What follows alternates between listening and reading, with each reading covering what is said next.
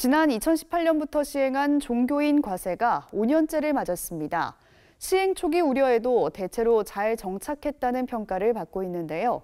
한국교회 법학회와 한국교회 세무재정연합이 함께 개최한 세미나에서 발제자들은 종교인 과세의 보완이 필요하다고 강조했습니다. 이승규 기자입니다. 지난 2018년 종교인 과세 시행을 앞두고 한국교회 안에는 찬반 양론이 팽팽했습니다. 종교인 과세를 반대하는 쪽은 종교인은 근로자가 아니기 때문에 세금을 납부할 수 없다고 주장했고, 종교인 과세를 찬성하는 쪽은 종교인 역시 국민의 한 사람으로서 세금을 납부해야 한다고 맞섰습니다. 우여곡절 끝에 종교인 과세를 시행했지만 정부의 준비도 부족해 시행 초기 혼란을 거듭했습니다. 하지만 종교인 과세 시행 5년이 지난 현재 상대적으로 인권과 사회복지의 사각지대에 있던 80% 이상의 미자립교회 목회자들이 국가의 복지 혜택을 받을 수 있게 됐다는 점에서 긍정적 목소리가 점차 많아지고 있습니다. 하지만 보완이 필요하다는 지적도 제기되고 있습니다. 종교인 과세 시행 초기 정부가 목회자들의 반발을 무마하기 위해 무리하게 법을 적용하다 보니 다른 법과 충돌이 일어나거나 형평성 문제가 생겼기 때문입니다.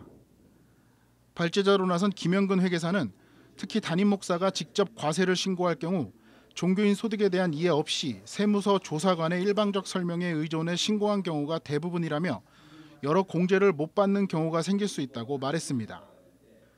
김 회계사는 소득공제에 대한 이해가 부족해 공제를 받지 못하는 경우도 있고, 원천징수 방식과 연말정산 신고 방식에 대한 이해가 없어 무조건 종합소득신고 방식만 고집해 불이익을 받는 경우도 있다고 덧붙였습니다. 원천징수 방식이나 그다음에 연말정산이나 어떤 종합소득이나 이런 거에 대한 이해를 하고 내가 나한테 가장 맞는 절차 방식을 선택해야 되는데, 그냥 내 머릿속에 기억하고 있는 종합소득신고 방식만이 유일한 방식으로 남아가지고 다른 것을 활용하지 못하는 오류가 있더라. 김 회계사는 총회나 연합회가 적극적으로 상담센터를 설치하고 오류를 상담해주는 등 지속적인 홍보가 필요하다고 강조했습니다. 또 다른 발제자로 나선 협성대학교 홍순원 교수는 종교인 과세 시행 초기 혼란과 우려도 많았지만 어느 정도 안정이 됐다고 말했습니다. 홍 교수는 이어 종교인 과세 시행으로 80% 이상을 차지하는 미자립교회 목회자들의 인권과 복지의 현실화가 가능해졌다며 긍정적인 요소도 있다고 덧붙였습니다. 이석규 세무사는 목회활동비 규정은 전체적으로 재정비가 필요하다며 교회가 과세당국보다 먼저 종교활동비의 기준을 세워야 한다고 말했습니다.